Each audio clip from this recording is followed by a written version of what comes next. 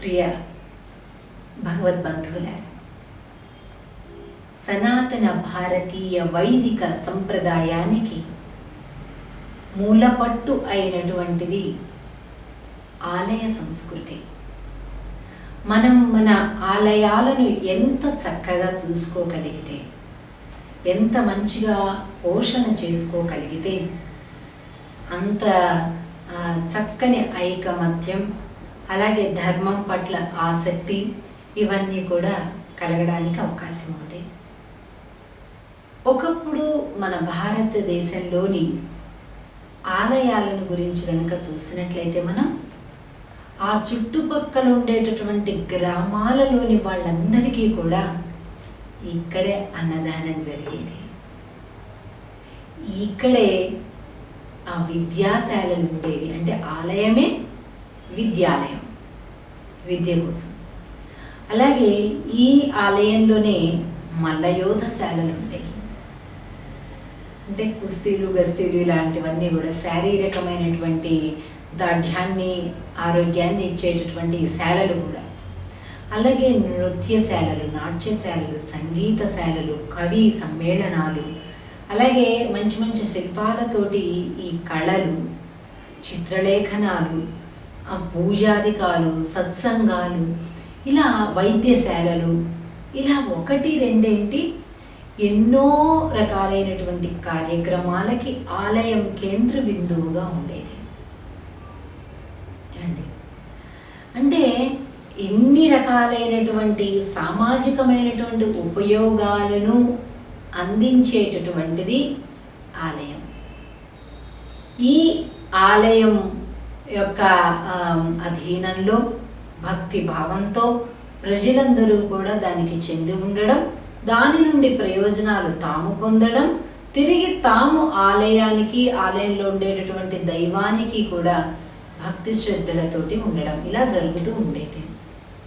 అందుకనే మన అద్భుతమైనటువంటి సంప్రదాయాలను నాశనం చేయడానికే పాశ్చాత్యులు ఆలయాల మీదనే ముందుగా విధ్వంసాలను జరిపారు. ఆ కళాఖండాలను నరికేయడం, కొట్టేయడం, గుళ్ళు పడగొట్టడం, దోసుకుపోవటం. ఎందుకు ఆలయాల మీద వాళ్ళకేం కోపం? దేవుడేం చేశాడు అంటే దేవుడితోటి ఆపేయలేదు మన భారతీయులు గుడి సంస్కృతిని. దేవుడు మాత్రమే ఉంటాడు అని ఆపలేదండి. అది సమాజం మొత్తం ఆధారపడి ఉండేటటువంటి ఒక వ్యవస్థగా ఆలయ వ్యవస్థను మలచారు. కాబట్టి ఒక్క ఆలయాన్ని కనుక దెబ్బ కొడితే ఈ చుట్టుపక్కల గ్రామాల వాళ్ళందరూ కూడా నకనక మాడి ఆర్థిక వ్యవస్థ మొత్తం ఒక్కసారిగా అతలాకుతలమైపోయి డిస్టర్బ్ అయిపోతారు ప్రజలందరూ. కాబట్టి ఆలయాన్ని ఒక్కదాన్ని పాడు చేసినట్లయితే జనులందరూ కూడా ఏ ఆధారం లేకుండా అయిపోతారు. విద్య దెబ్బతింటుంది, వైద్యం దెబ్బతింటుంది, ఆరోగ్యం దెబ్బతింటుంది. అలాగే అన్నం వెంటనే ఏం చేసుకోవాలి, నిన్నటిదాకా హాయిగా ఆ సమయానికల్లా వెళ్ళిపోయి అక్కడ తినేది ప్రసాదం ఆరగింపు వేళలకల్లా ఈవేళ లేదంటే చూడండి. అంటే ఇలా ఈ ప్రకారంగా వ్యవస్థను నిర్వీర్యం చేయడానికి పాశ్చాత్యులు, బ్రిటిష్ వాళ్ళు కూడా చేసినటువంటి కుయుక్తుల మూలంగా, ఇంకా ఆ తర్వాత మత జాడ్యం పెరిగి అనేకమైనటువంటి మతాల వల్ల కూడా దాడులకు గురైంది హిందూ దేవాలయ వ్యవస్థ. ఆ హిందూ దేవాలయాలలో కూడా మనకి కొన్ని సిస్టమ్స్ ఎంత చక్కగా ఊరు వాళ్ళందరినీ కూడా అలర్ట్ చేయడానికి ఉపయోగపడేవి. అంటే ఇందాక చెప్పుకున్నాం కదా, ఇవన్నీ కూడా అన్నానికి, ఉదయాన్నే బ్రేక్ఫాస్ట్ కానీ, మధ్యాహ్నం అన్నానికే కానీ, రాత్రి ఆరగింపుకే కానీ, ఇది మన కడుపుకు అళ్ళు పెడుతున్నారంటే పోలోమని పోవడం కాదు. భగవానుడు ఆరగింపు అవుతుంది, ఆయన ఆరగించే వేళైంది అని ఘంటానాదాన్ని చేయడము, లేకపోతే శంఖధ్వని చేయటము, ఇలా చేసేవాళ్ళు. ఆ శంఖధ్వని మొత్తం అంతా వినిపించేది. హాయిగా అందరు వినేసి స్వామివారికి ఆరగింపు వేళైంది అని బెలబెలమనుకుంటూ గుడి దగ్గరికి వచ్చి చేరేవాళ్ళు. చక్కగా అక్కడ ప్రసాదాన్ని తీసుకునేవాళ్ళు. తిరిగి తమ జీవితాన్ని, తమ యొక్క ఉద్యోగ వ్యాపారాలను, వాటినన్నింటినీ కూడా ప్రశాంతంగా చేసుకునేటటువంటి వాళ్ళు. మరి ఈ ఘంటారావం కానీ, శంఖనాదం కానీ చాలా తప్పనిసరిగా గుళ్ళల్లో ఒక సంప్రదాయంగా మనకి ఈవేళకి కూడా కనిపిస్తుంది. అంటే గంట కొట్టగానే, లేకపోతే శంఖనాదం వినిపించగానే మనం ఊరంతా కదిలిపోయి గుడికి వెళ్ళకపోయినా కనీసం స్వామివారికి ఆరగింపు వేళల్లో మాత్రం ఈ గంట కొట్టడం అనేటటువంటి సంప్రదాయం ఇంకా మిగిలి ఉంది. ఇందులో కూడా ఈ గంట లేదా శంఖము యొక్క ధ్వని ద్వారా కూడా మనకి కొన్ని చక్కటి విషయాలు, వైజ్ఞానికమైనటువంటి లాభాన్ని చేకూర్చేటటువంటి విషయాలు దాగి ఉన్నాయని మనం గమనించవచ్చు.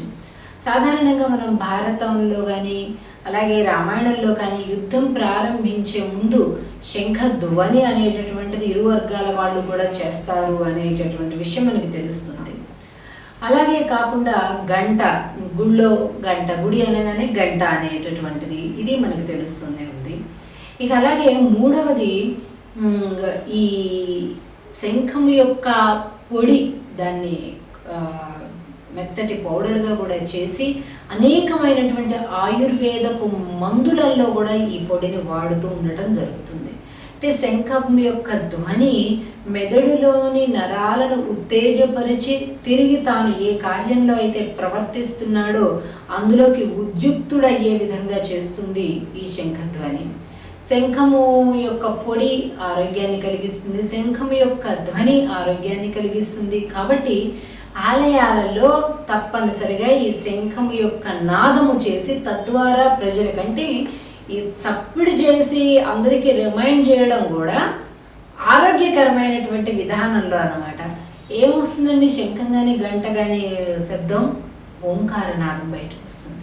ఓంకారం ద్వారా అకారం, ఉకార, మకారముల యొక్క ధ్వని ద్వారా శరీరంలో అనేకమైనటువంటి లాభాలు, మెదడులో అనేకమైనటువంటి లాభాలను కూడా మనం పొందగలుగుతాం. అలాంటి అంటే శంఖధ్వని చేయడం, తద్వారా అందరికీ తెలియజేయడం, ఆ శబ్దం వారి చెవిలో పడేటట్టుగా చేయడం, ఇదంతా కూడా ఆరోగ్య అభివృద్ధి కార్యక్రమాలలో భాగమే తప్పించి వేరొకటి కాదు. దాన్ని మనం గమనించుకోవాలి. అంతేకాకుండా ఈ శంఖం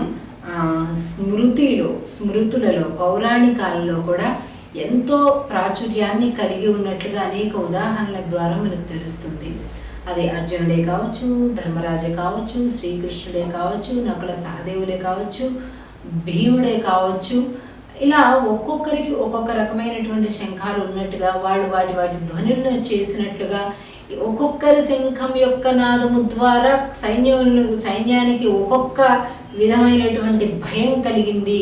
అంటే ధృతరాష్ట్రుడి సైన్యానికేమో భయం కలిగింది, పాండవుల సైన్యానికేమో బలం కలిగింది అని అంటారు. అంటే చెడుని నిర్వీర్యం చేసి మంచిని మరింత శక్తినిచ్చి పెంచేటటువంటి శక్తి ఇదిగో ఈ శంఖానికి ఉంది అని మనకు అర్థమవుతుంది. కనుక ప్రియ భగవద్బంధువులారా, ఆలయానికి వెళ్ళినప్పుడు ఆ శంఖధ్వని కానీ ఘంటానాదం కానీ వినిపించినప్పుడు శ్రద్ధగా దాన్ని హాయిగా ఆలకించి విని దానిలో ఉండేటటువంటి మంచి గుణాలను మనం కూడా అడాప్ట్ చేసుకుంటే దాని ద్వారా సులభంగా ఆరోగ్యాన్ని, ఆధ్యాత్మికాన్ని, ఆనందాన్ని మూడింటిని కూడా ఏకకాలంలో మనం పొందగలుగుతాం. ఏకకాలం అండి. కాబట్టి అటువంటి దివ్యమైనటువంటి స్థితిని మనందరం కూడా చేరుకునేటటువంటి ప్రయత్నం చేద్దాం. ఎప్పుడైతే అలాంటి ప్రయత్నం మనం చేస్తామో అదే మనకి ఆధ్యాత్మికం, ఆరోగ్యం, ఆనందం ఈ మూడింటిని కూడా కలిగింపజేస్తుంది. తిరిగి మరొక వైజ్ఞానికమైనటువంటి అంశం, శాస్త్రీయమైనటువంటి దృక్పథం కలిగినటువంటి అంశంతో మనం కలుద్దాం. జై శ్రీనారాయణ.